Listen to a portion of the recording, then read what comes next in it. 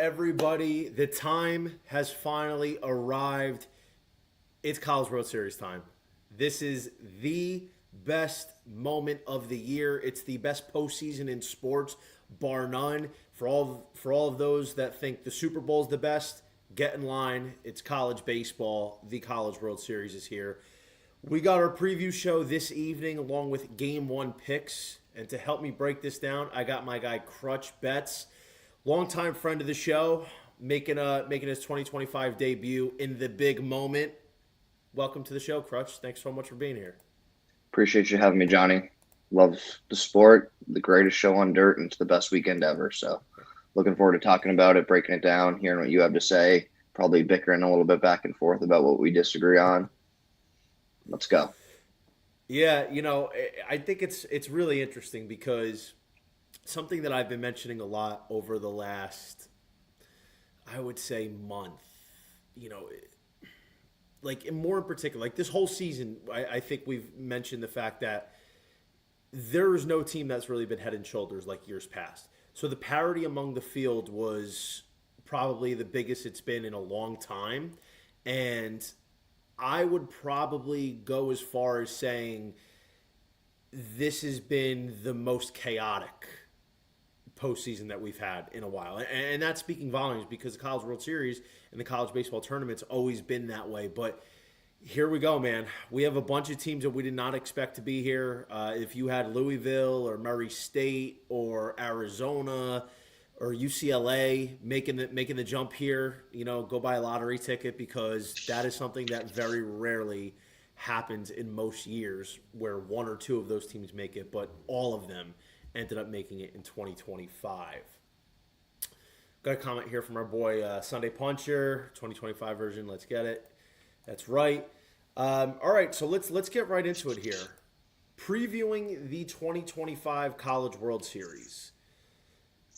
For anybody that doesn't know, it's broken out in brackets. So bracket 1 is the left side, which I talked about for those of you that followed me that UNC had the best path. I had UNC emerging from that side, and they choked against Arizona last week in their own super regional.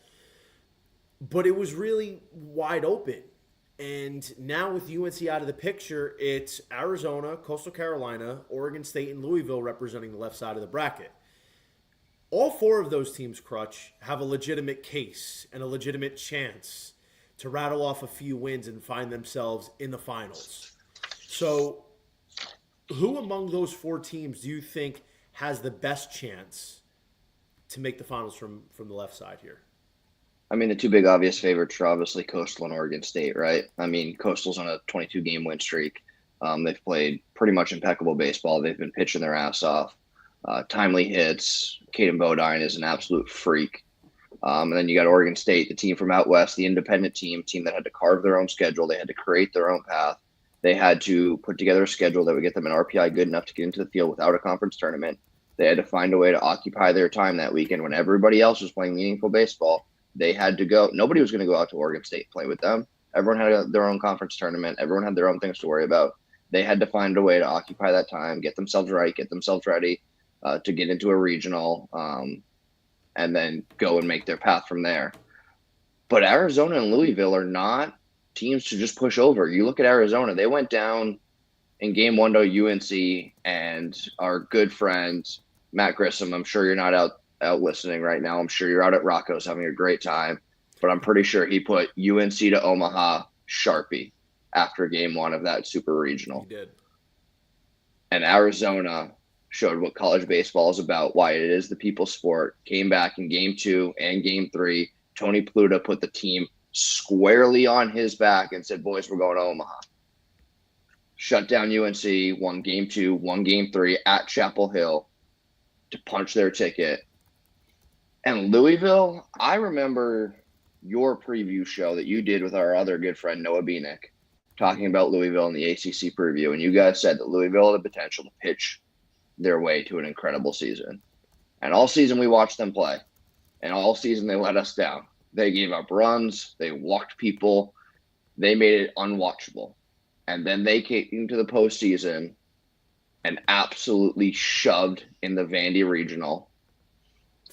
Pitched maybe not as well in Miami, but the bats came to play. Jim Patterson Stadium was absolutely electric, and Louisville did what they had to do. And maybe like you said, with the craziness of this year, there is no elite team, so they were in the number one seed overall regional, and they found a way to win. They beat Vandy 3-2, advanced to their own super based on Southern Miss losing to Miami.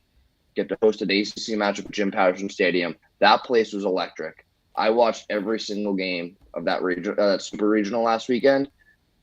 College baseball is a better place than Louisville's good. That place loves college baseball. They love their team. I was so stoked to see those kids put it together and get here. So Coastal and Oregon State, obviously the big favorites on the left side of the bracket, but I wouldn't count out the grit of Arizona and now the seemingly good pitching of Louisville and for one of them to find their way through 3 games here. Yeah, I think that's sorry. I think that's a good look here because this is something that I was struggling with myself, and I think I wrote up my College World Series preview on RotoWire, just really outlining the whole tournament and breaking down each side of the bracket. And on our podcast last night with Noah Bieniek, we talked about how we both felt Oregon State and Coastal were good bets to win it all. Coastal being 6-1, Oregon State being 6.5-1. Because aside from the fact that somebody's got to come out of that side, both of those teams are equipped to handle the run and rally out of the losers bracket. So here's, and we're going to get into the game previews momentarily here, but really how it works. If you get down early and lose the first game, and now you basically have to win 4 games in a row to make the finals, that becomes a big challenge. It's in essence like the regional draw, how it works with the regionals. And usually the biggest problem is teams run out of pitching. But if you're Coastal Carolina, you have possibly the best weekend rotation, 1, 2, 3 starters left in the field. Definitely the best out of the left side. So when you have the amount of pitching they do in the starting rotation, that's not just a luxury, that's an advantage. But then given the fact that they've got like 5 trusted bullpen arms in high leverage situations, that creates a lot of opportunity for you to throw out, hey, we can throw this guy for 2, this guy for 1, this guy for 2, and find a way to piece the whole thing together. So that's where Coastal's advantage really, really helps. And in a ballpark like the Chuck, where you really got to earn it to hit it out, Coastal's approach is a lot different than it was a couple years ago, where they will just hit 120-plus home runs, being a top 10 offense. They've transitioned into a hit and speed first offense over power. And on a field like that, that should play pretty well. I get a little concerned about their ability 1 through 9 in order to just keep stacking base hits, because it's tough to do that. But I feel like their type of offense is something that can be successful enough combined with the fact that they have pitching. Yep. Whereas Oregon State, who already has rallied out of the losers bracket in their own regional after losing to St. Mary's. Yep, I was going to bring that up. The first game. So they have Whitney and they have Kleinschmidt. The Sunday roll with Segura, where he's got demoted to, is a little bit uncertain, but they have a handful of bullpen arms as well that they can go to that have really stepped up. I mean, whether it's Nelson Keljo or it's Wyatt Queen or it's Leif Palmer or it's Kellen Oakes, whoever it is, they're in a similar boat with Coastal Carolina where they can go to guys in the pen and get something productive from them. But their offense has the ability to really throw up crooked numbers, because Ava Arquette, who might be the first college bat off the board, has had an unbelievable year coming over from Washington. Gavin Turley's been a dog all year. Wilson Weber's been a really big contributor. He's kind of rounded out that trio for them. And then lately, what they needed, the guy that's been missing all year was Trent Caraway, a draft-eligible sophomore, a guy that legit could have went first round. And he was basically non-existent all year. And then as soon as the tournament starts, this kid's got 6 homers in this tournament. So that X factor really brings it over the top for Oregon State's offense, which is why I think when you combine with enough pitching and the offense that they have, it does set up well for them. So I guess in theory, on this left side here, Crutch, what I think is a good bet is to take both Coastal and Oregon State. But if one or both of them should lose, you're going to get a juicy number for them in the live futures market. And then I think it's still worth a bet. Because we saw LSU a couple of years ago have to come out of that losers bracket where Wake Forest beat them. LSU was like 15-1, maybe 20-1, where they had to win 2 games against Wake to advance, and they ended up doing it. And obviously, it's a little bit different because Paul Skeens doesn't exist in this College World Series format. But basically, it's a good it's not a bad idea to do that because you're going to have an opportunity for one of those two teams to rally because I think both are capable. Yeah, I think Arizona's the sleeper team here. They're the grittiest team out of these 4. Mm-hmm. Obviously, I think Coastal's the biggest favorite on this left side in game 1 at minus 230. But I just would never lay that against this Arizona team that doesn't care where they play, who they play. I was listening to some interviews with Jack DeLongchamp. He had some of the Arizona guys today, and they're basically anyone, anytime, any place. So I really think Arizona has a chance to come out of this left side as a unsung.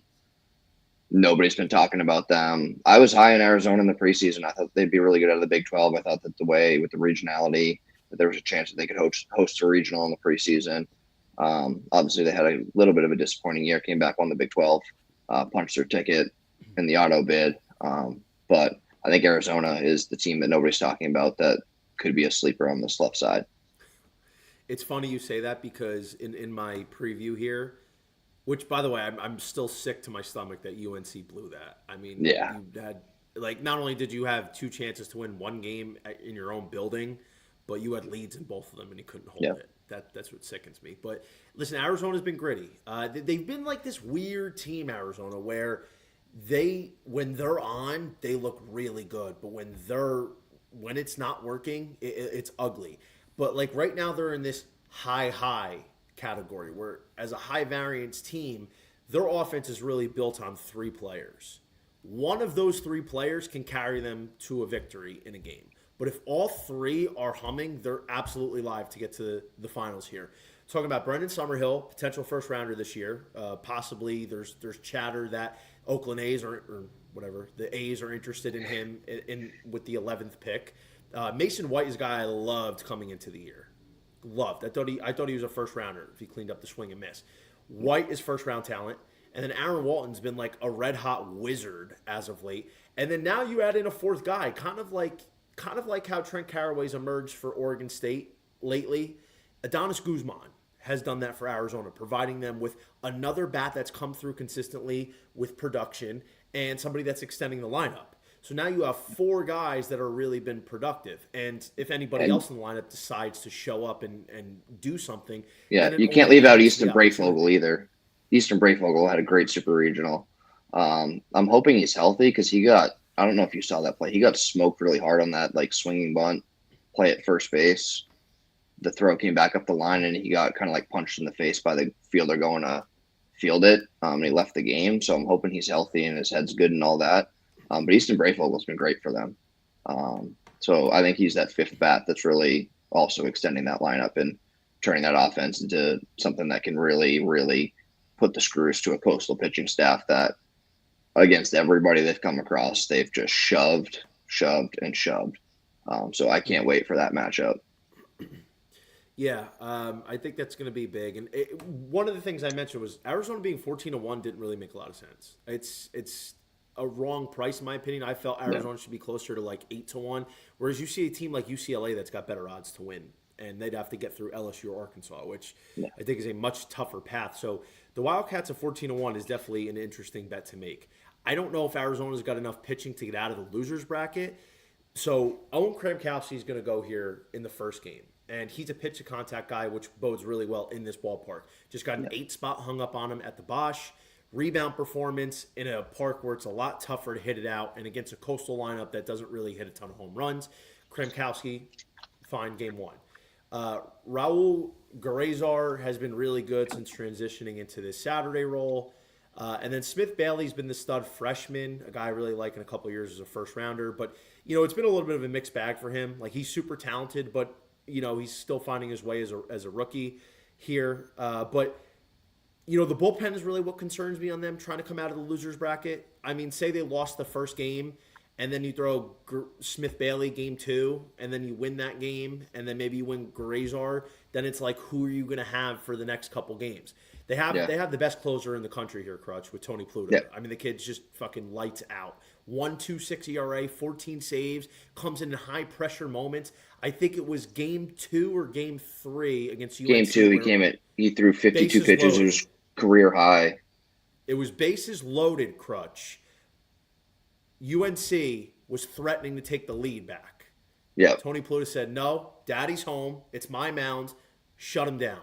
Yep. So that's a really big edge, but I don't know if they're going to have the pitching in the bullpen overall to be able to rally from a loser's bracket. But the 14-1 is interesting because they are absolutely live in this Coastal game. And if they win that game, now you're looking at either Smith Bailey or Grazar throwing the 1-0 matchup against Ethan Kleinschmidt of Oregon State or Tucker Biven, who doesn't go very deep into games, being converted from the closer to a Saturday guy for Louisville. So now that becomes interesting here. And then if they won that game and they're 2-0, then they would have Grazar to win one more. And Tony now Pluto we're talking. just to deploy Tony Pluto as long as he's willing to go. That's an option. So I think 14-1. The whole point is 14-1 in Arizona is a little disrespectful. I think that's a number that's very interesting from a better perspective. Yeah.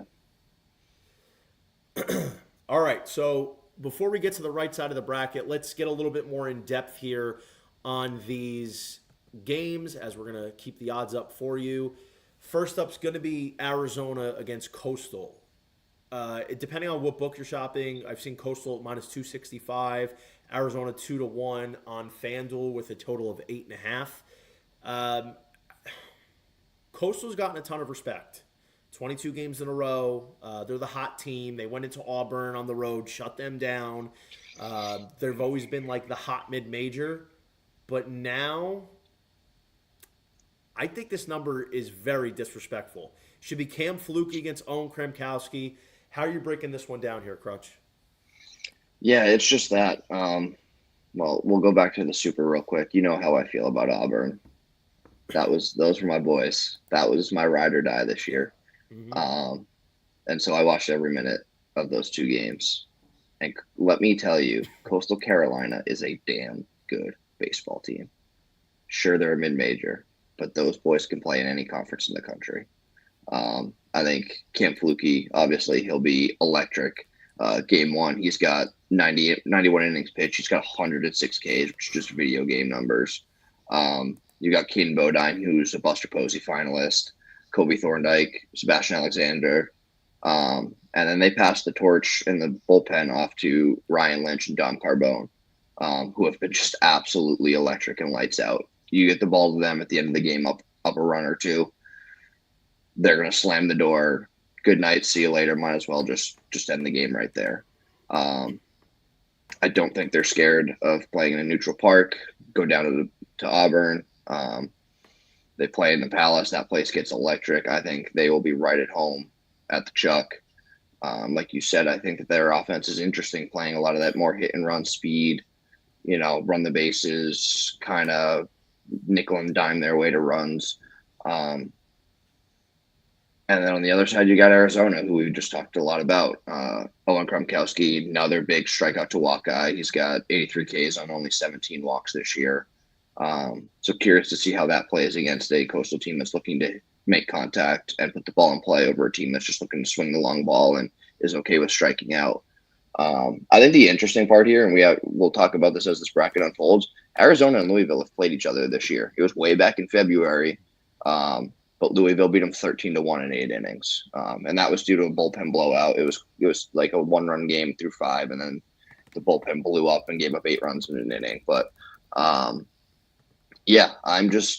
think it's this Coastal pitching staff. Can they continue to shove it the way that they have at the level that they have against an Arizona offense that's kind of finding a way? I think that's the best way to describe this Arizona team, is by any means necessary. It's just like whatever it takes. So it's two teams that I guess are going to be leaning on their pitching staffs, and then their offenses, whatever they can get out of them, that's what they're going to be happy with. So I guess that makes sense for the total being at 9, the lowest total of any of the 4 games in the opening round. So, and we're seeing that Sunday Puncher 2009 here saying that the total opened at 7.5. So if that's true and it moved up a run and a half, I think that's absolutely crazy. I think 7.5. I didn't see that 7.5. I never saw 7.5. But I personally, I don't know what book you're looking at. Sweets, but yeah, I didn't see 7.5. I guess I'd lean over here just on the basis of kids with metal bats getting to 5'4", 6'3", something like that. But I like the dog price in Arizona, like we've talked about. I don't think I've made that too much of a secret, and I think I would lean the over. It's hard. This is the hard part about handicapping the tournament, because I look at something overall and I like a team, especially with a good number, to say, hey, I think it's worth a bet. I think they have a real good chance. But then, like, sometimes you get a situation where the first game poses a matchup problem and an opportunity where I would say Coastal Carolina should not be this big of a number. I personally like Coastal out of this side of the bracket, but I think this is more of like a 55-45 Coastal spot. This should be something like Coastal minus 140, I would say. Arizona plus 110. Yeah. So there's no way I'm laying this number with Coastal. Yeah, I think Arizona even money for 1.5 is interesting. I think Arizona on the run line, because I think this could ultimately be a 1-run game. I think Arizona plus getting the run line plus 1.5 is interesting, like you said. I think, honestly, if you go on FanDuel and you get Arizona 2-1, I think it's worth at least a half a unit sprinkle, because there's a real chance that they can win this game. Krimkowski bounce back spot, an offense that can put the ball over the fence even in that ballpark. Just the way they've been on fire right now, that is a tough out for a team to deal with. Even Coastal's pitching staff, who went on the road and shut down Auburn, one of the top lineups in the country. So no way I'm laying it with Coastal here. But interesting enough, it kind of goes back to the future. You're getting Arizona 14-1. So if you think Arizona's going to win this game, it's not bad to take them at the 14-1 price instead of just taking them for this game. Because, like I said, they would have an opportunity in the 1-0 matchup if they faced Oregon State, where, hey, Smith Bailey is a guy that can go out there and have a solid performance against Oregon State. Like, that's not an easy matchup, especially against Ethan Kleinschmidt. But it's interesting. I think Oregon State would have that advantage, though, because Kleinschmidt being a lefty, which is something that Arizona State has struggled with, left-handed pitchers. But it's still interesting. I think Zona here is definitely worth a nibble, and the run line something that I would definitely consider as well. The next game here we have is Louisville, Oregon State. This number's been climbing. Oregon State was 160, minus 160. Yeah, Patrick Forbes, Dax Whitney. 2 electric arms, 2 first-round talents, and they've both been pitching really well lately. Dax Whitney's been money, only 4 earned runs in his last 4 starts. 4 earned runs in his last 4 starts. And he's got 39 strikeouts to go along with it in those last 22 innings. So do you think Oregon State wins this first game, A?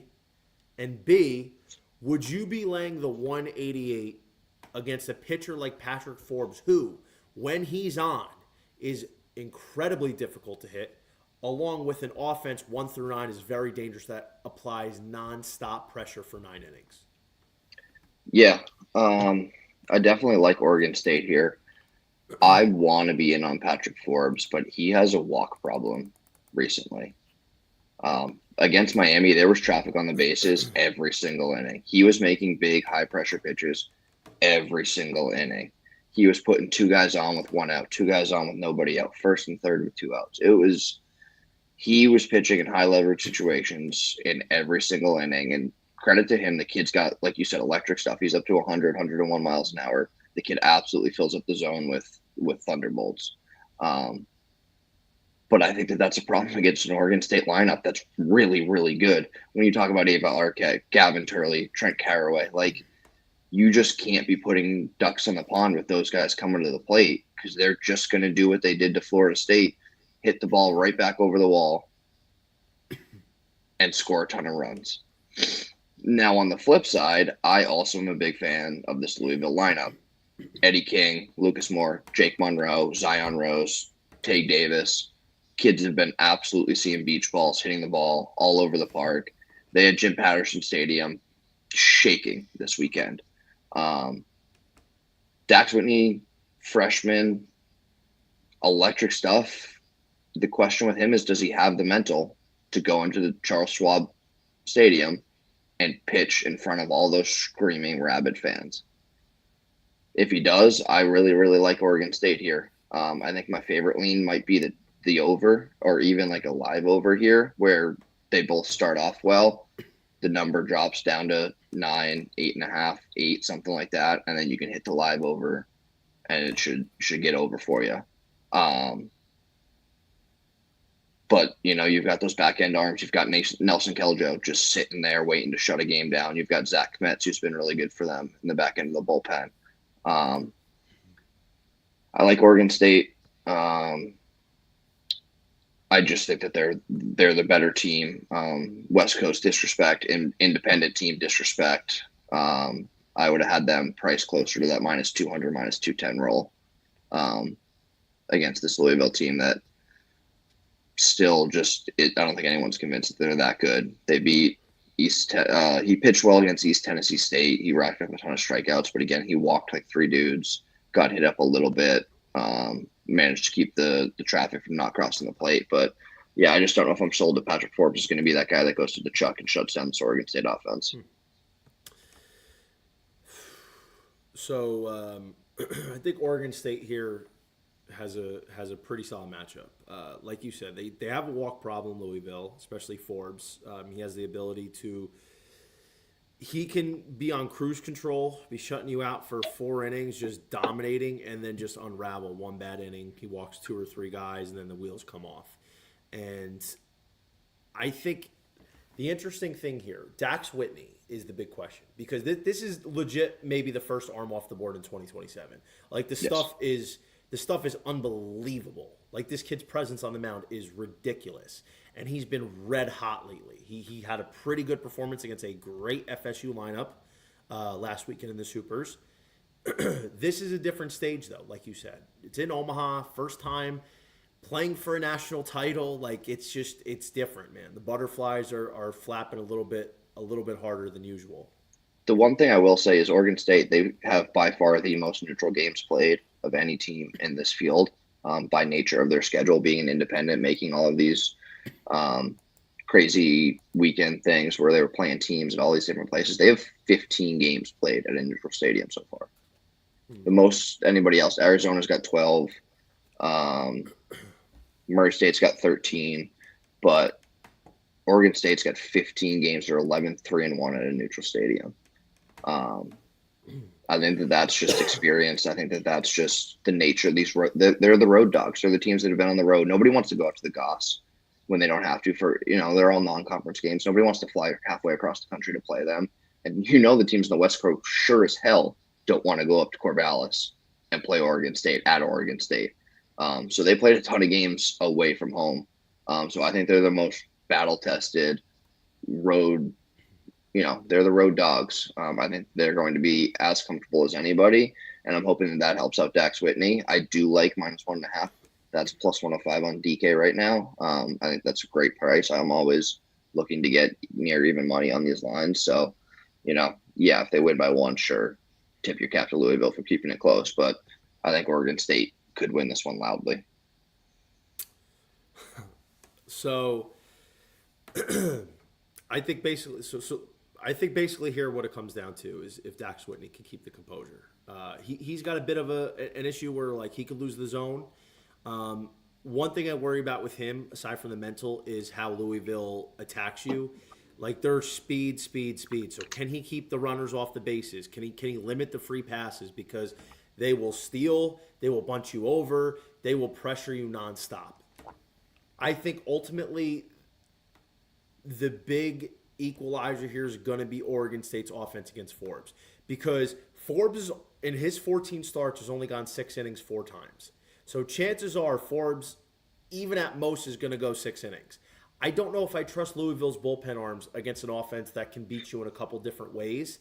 And overall, with the Louisville staff having trouble with command, and something Oregon State's been pretty good at is drawing the walks this year, I feel like this is an Oregon State spot. I could definitely see Forbes go out there, have an elite performance. Louisville's offense puts up 7 and calls it a day, and they upset them. Like, it would not surprise me at all, because, like I said, anybody in this side can win and emerge. But I think Oregon State here, they're more deserving and more capable of being here than I think Louisville. I feel like Louisville had a good weekend. They caught a Vanderbilt team that really wasn't that good on offense and just fell into an even deeper lull. And then they got to play Miami.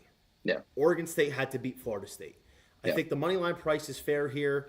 To your point, I think the run line is solid too. I think the run line's solid at even money at -1.5. For anybody that's looking to get a little frisky on DK, you could take either Oregon State -1.5 and over 9.5 at 245, or you could take the money line of Oregon State with the over 9.5 at 175. I like the over here as well. I think Oregon State's going to probably put up 3 or 4 on Forbes over 5+ innings. I think Forbes is going to have that one blow-up inning, probably second time through the lineup, and they're going to hang a crooked number. And I think eventually Oregon State's going to settle somewhere between 6 and 8 runs. Louisville will probably get themselves 4 runs. Yeah. So I think the over here, it's a little too low. Ultimately, Crutch, I can see if both arms are on, we're getting 20 combined strikeouts and a 0-0 game through 6 innings. Yeah. Like, that's a possibility. Yeah, but 100%. But the likelihood is one of these pitchers is going to end up just losing it at some point, second, third time through the order if they get there. So 9.5 on DK or FanDuel is just, it's a little too light for me. So I think I'm taking the over. I don't trust Louisville's bullpen. So that number is, it's not big enough. Yeah. Real quick, did you see the pitch that Louisville lefty reliever threw your boy Danny Cuvée that he sent? Yeah. Was it 70 miles an hour? Yeah. Yeah, that sidewinding left-handed 72 middle, and Danny Cuvée sent that thing back to Miami. Yeah, first class. Danny Cuvée, baby. That was first air mail, bro. All right, so we got the second side of the bracket here. I would say let's start with the Murray State UCLA side.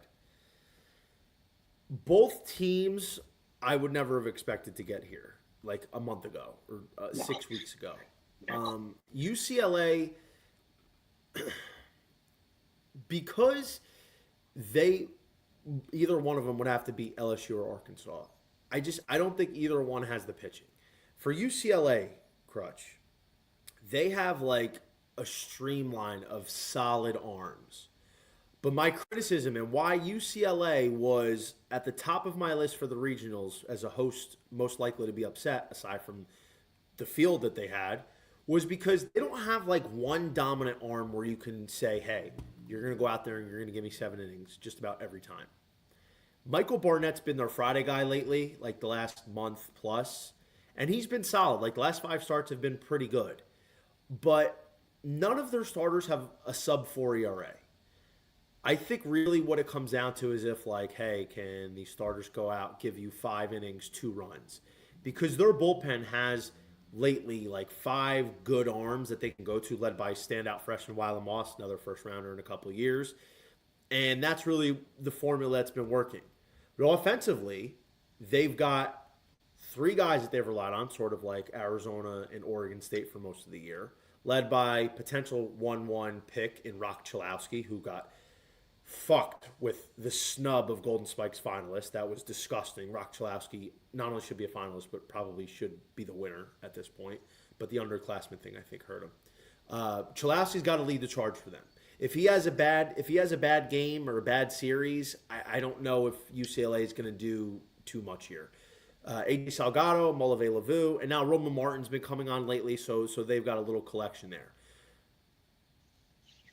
They have competent enough arms to be able to go out of multiple games with Ian May and Landon Stump, and then throwing some combination in their bullpen.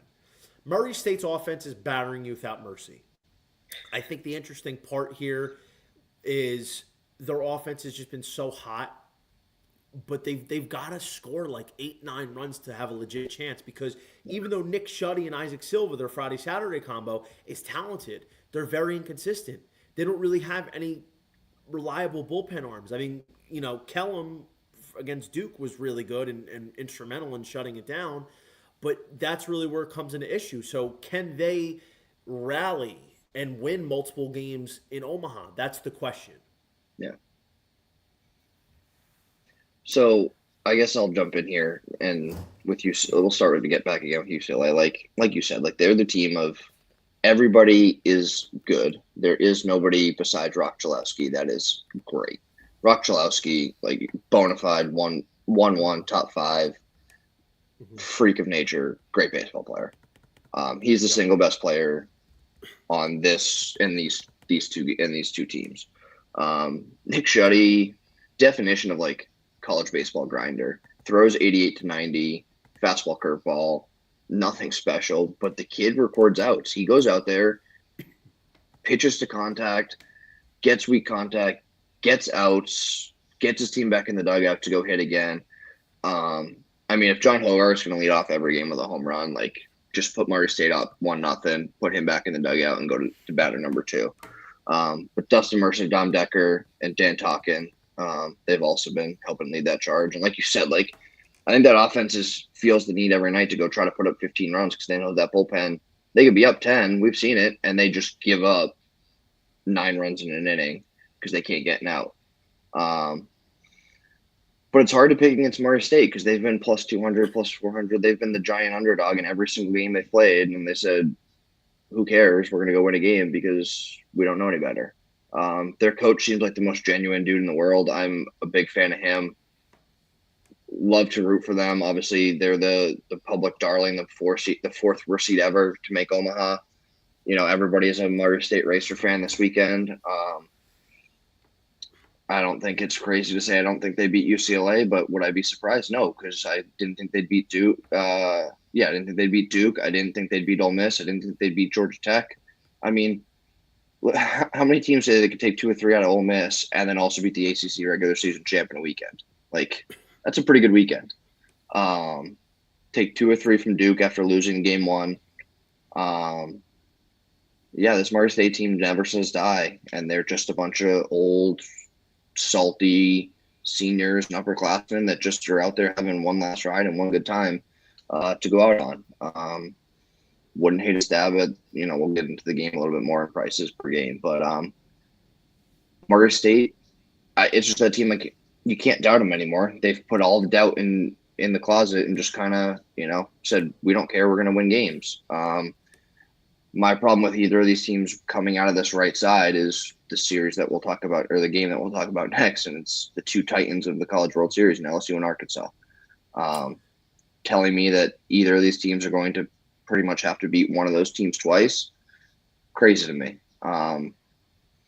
So we'll get into LSU Arkansas in a minute, but I think this game's going to be a lot of fun tomorrow. That's on Saturday. That game's going to be a lot of fun on Saturday. But I think it's interesting. The LSU Arkansas, this is what dreams are made of, man. This is Omaha. This is the time of the year. It's the heavyweight fight. 2 powerhouses going at it. I think from this perspective here, let's make the case for LSU. This is the team that I talked about preseason. This was my one team, my team number 1. A&M was my 1A, and Virginia was my 3rd. LSU I loved because their pitching was going to be 8 arms deep. We didn't know what Anderson and Ianson were going to be at least at that point when I was talking about them. But I knew that they were going to be deep. The offense, I felt like was still going to be really good. As we've learned, their offense in 25 has been good. Definitely not to the level it was 2 years ago. I think they've got a bad habit of falling into a lull and just nobody wants to hit. But overall, it's a lineup that can score, and they've been red hot lately. They got after a very good pitcher in Griffin Kern for West Virginia, Jack Karstanis, a couple of their bullpen guys. So LSU's offense is humming. But now you add in the fact that they have the best 1-2 combo in the entire country. Kate Anderson, who not only goes from virtual unknown across the college baseball landscape as like a midweek bullpen guy for LSU last year, throwing less than 40 innings, to a bona fide ace, the makings of the next Sugar Shane McClanahan, a guy who's catapulted himself into not just the first round, not just the top 15, maybe the top 5, maybe the second pitcher off the board. Anderson's been unbelievable. And you got Anthony Ianson, who has been potentially even more impressive than Anderson, who's come from UC San Diego, another unknown into probably the first round, like a Cade Horton-esque jump, something I've been talking about for the last 6 weeks. When you have those two guys, it's just such a matchup advantage. And now you add in Kason Evans, who's emerged and he's been really good for them all year in the back of the bullpen. And if he's going to be like he was against Little Rock, where he settled the storm after getting down 5-1 early, 6 innings, 12 strikeouts, 1 run, and that's going to be their guy, and they use him on Sundays, and he can give them anything close to what he gave them. That is an insane trio. And then you've got 5 or 6 guys in the bullpen that you can look at and to get you outs. So I think LSU and Arkansas, obviously being the favorites, I think the winner of the College World Series probably comes from this game. I hope so. Both of them are capable of rallying out of the loser's bracket, because Arkansas, Crutch, their offense has been probably the best and most consistent offense all year. 124 homers. They have 7 guys in double figures. They have, I think, 6 guys with a 300 average or better, led by, a bunch of overachievers, but for this year it's been good and it's worked. Their pitching has been pretty good as well. I mean, bullpen-wise, we knew it was going to be strong, right? I mean, they basically have a garden in their backyard where they just pluck guys who throw 97 and just throw them on the mound. Yeah. Zach Root's been good. He's been great lately, but he's had a pretty solid first year into the SEC, and that's somebody that has to be good for them, because Gage Wood's first-round talent, but with the injury and really trying to ramp up, it's been short starts for him mostly. And then the Sunday rule is something that I think is a little bit of an issue, because they don't really have somebody that they can throw.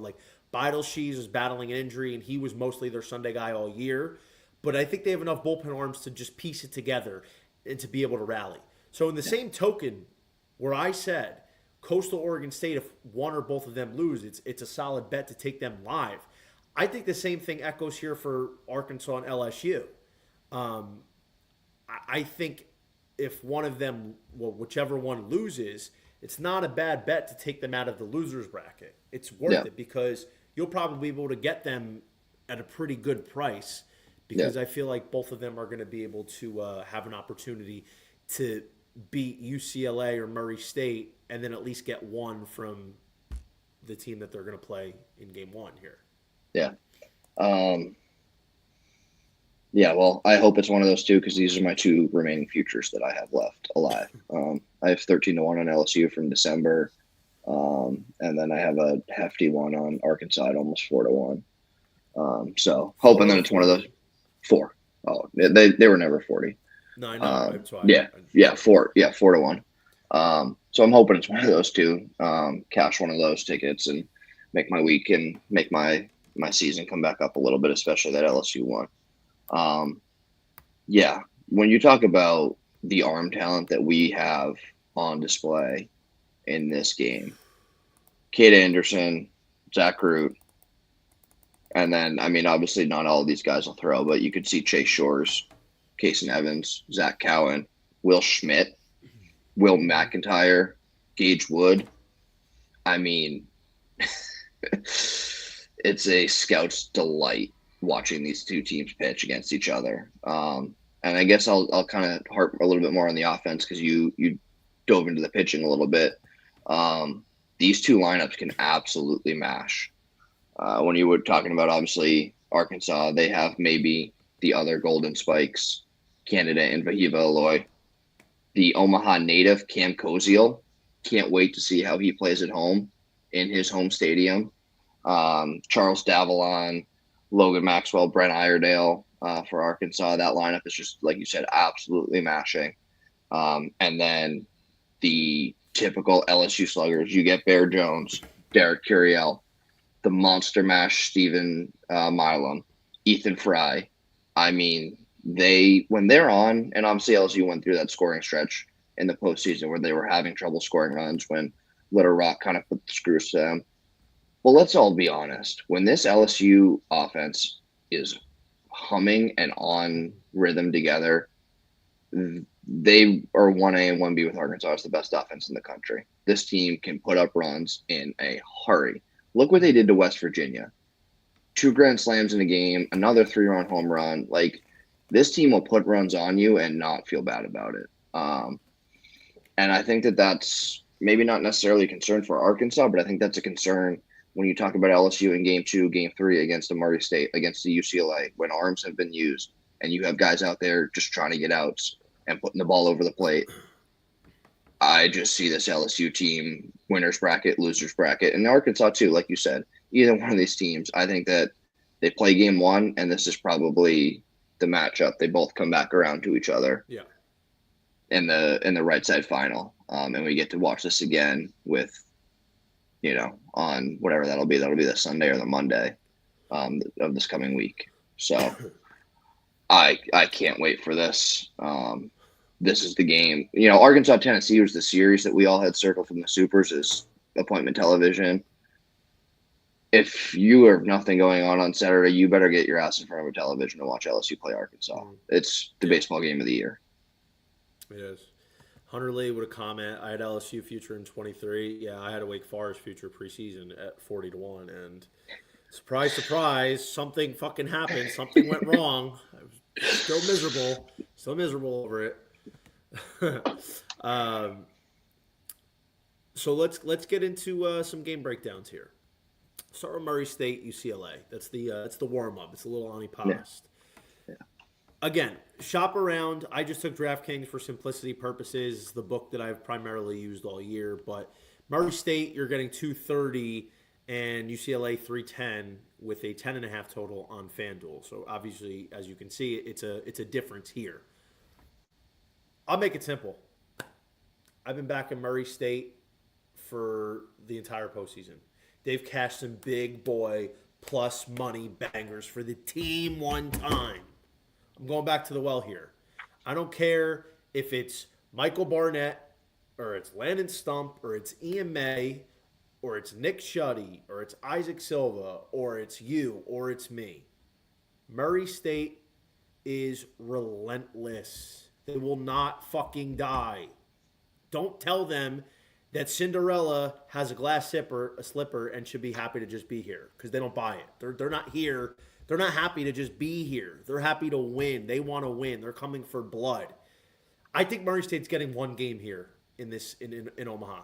I don't think they're going to go 2-Q. But regardless, this is too big of a number. Like, how have the sports books seen a team like Murray State, who's had arguably the most difficult path to make it to Omaha in the postseason, and say, yeah, you know what? Yeah, you went into Oxford and you beat Ole Miss and Georgia Tech and a regional that had Western Kentucky. You won that regional. You scored a ton of runs, and then you went on the road to Duke, beat Duke after going down 1-0, put up 19 on them in game 2.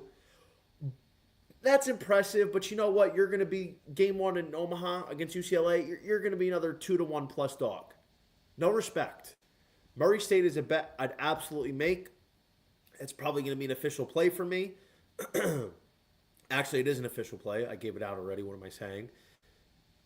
And if you're not feeling ballsy enough to take the money line, I think the plus 2.5 it's fair contention here. You can get it on FanDuel at minus 114. I think Murray State is at least covering this game, but I think they're going to win, man. I don't think they get too enqueued.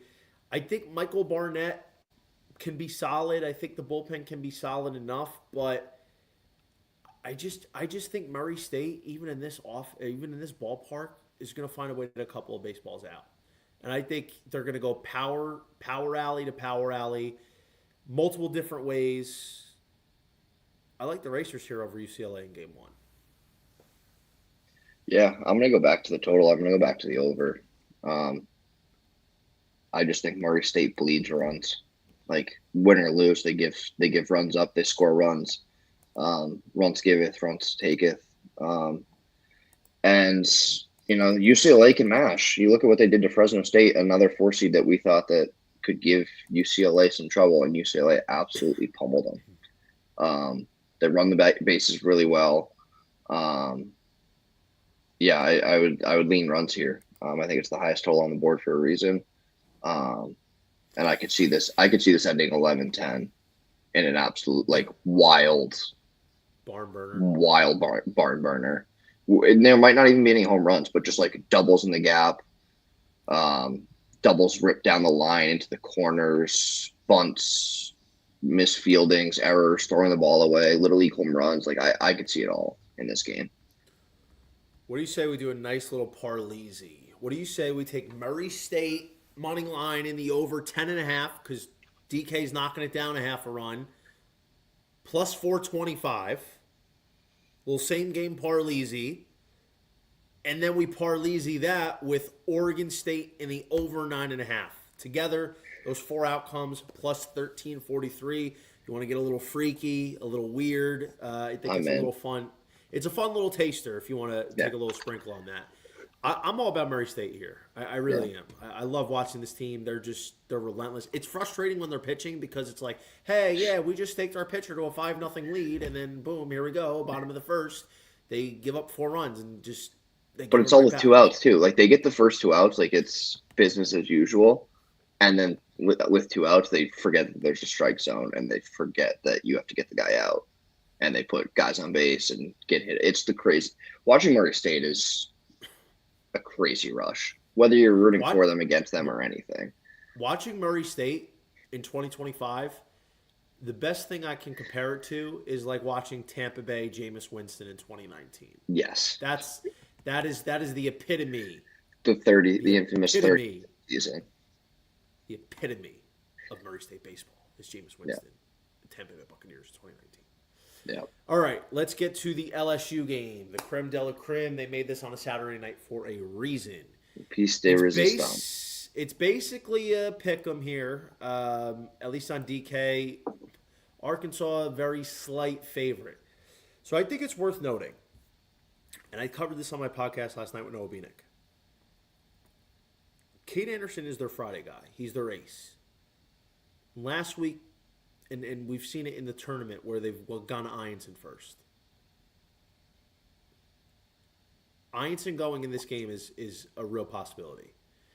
Arkansas hits lefties better than righties.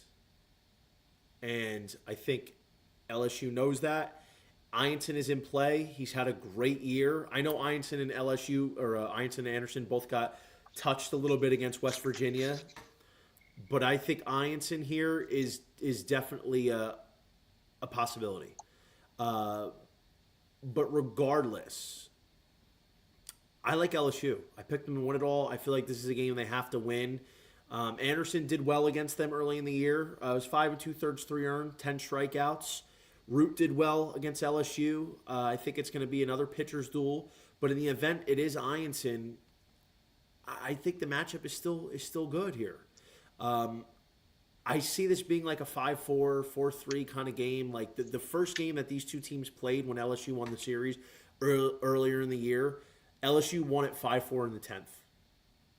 I think we're heading towards that same sort of fate in this one. I think ultimately what the difference is going to be is Ianson is, assuming it's Ianson, is going to be able to outlast Root just a little bit longer. And then I think they bring in some of the high leverage arms that they're used to. I think they get a little bit of an earlier lead. But I mean, this is a coin flip game. there is a very thin margin in this contest. LSU being a preseason team of mine is one of the deciding factors, but I like both Anderson and Ianson over Root, which is ultimately what it comes down to for me. Yeah, I think the other thing to think about too is that both these teams know that regardless of what happens in this game, you play either Murray State or UCLA.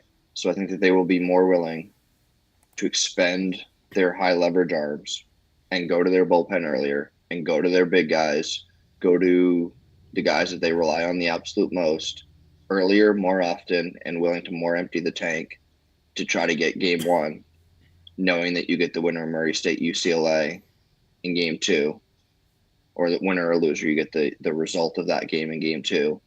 And then those guys have some time to rest before you have to go back against probably the other one.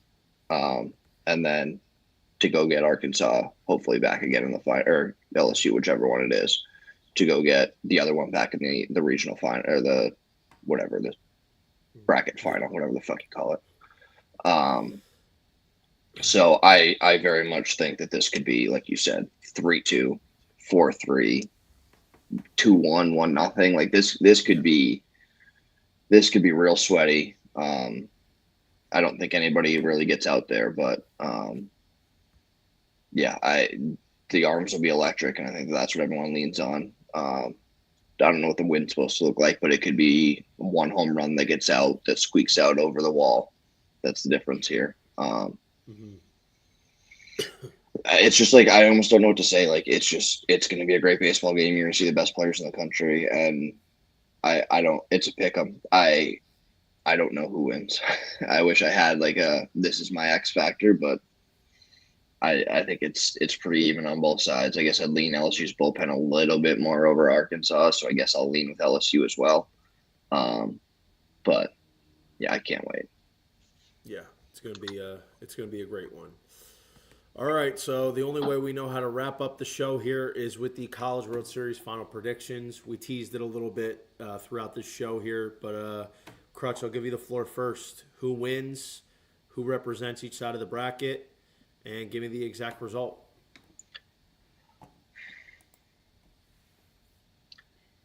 My problem is that I think LSU beats Arkansas on Saturday night. Because what my heart is telling me is that Arkansas plays Oregon State in a rematch of 2018. And Arkansas gets it done. And gets their revenge back on Oregon State for the drop top up in foul territory. But I'll go with LSU because I think they win game one. LSU goes LSU over Oregon State. My heart says Arkansas, but my brain says LSU. So I'll go LSU over Oregon State to win the College World Series in 3 games. I'll say the final goes 3 games. So that result on FanDuel, which you can bet, thank God, we got some exact results here. LSU over Oregon State is 11-1. LSU to play Oregon State, exact result is 650. So I'm gonna say I'm gonna go LSU over Coastal. The offense is a bit of a concern for me because I have a feeling there might be a game where they need somebody to hit one out and they only have 2 guys double-digit home runs, and sometimes it's hard to string together a few hits in a row. It is. But I like Coastal's pitching. I think if they're able to get past Arizona, I think Jacob Morrison could have a good game against Oregon State or Louisville. So that if that happened and they get to 2-0, then you have Riley Eichhoff out of whoever rallies out of that loser's bracket. And that's a nightmare. That's a pretty good game 3 starter to have. Plus the bullpen that they have. So for me, my pick's going to be LSU over Coastal Carolina, which is 950, and for them to match up is 550. So I also do like the LSU over Oregon State because I think ultimately it's most likely going to be either Oregon State or Coastal, and I don't have a problem with taking a ticket on both of them.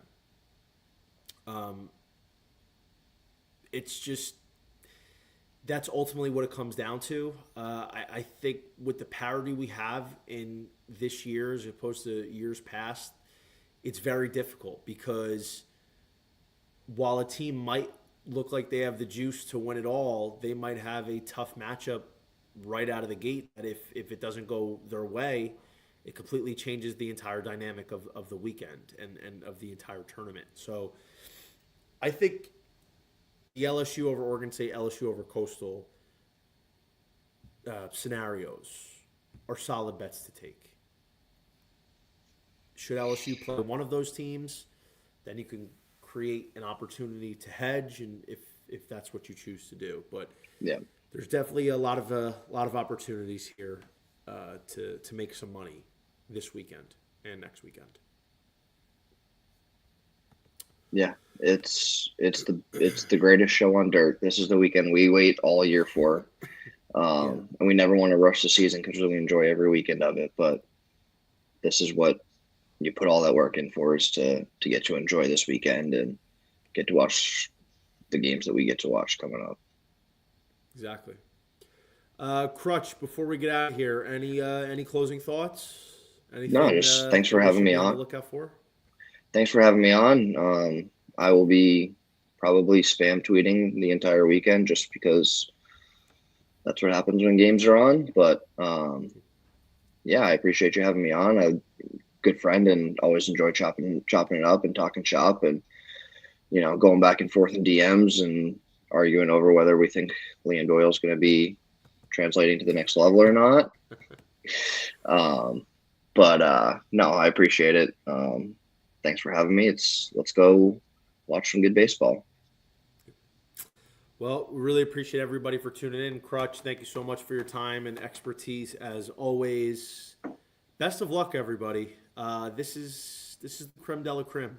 This is why, like Crutch said, we've worked this whole year. This is why we do all these podcasts and we talk about all these games and different teams for this moment. So enjoy it, revel in the chaos, and we'll see you back here next week.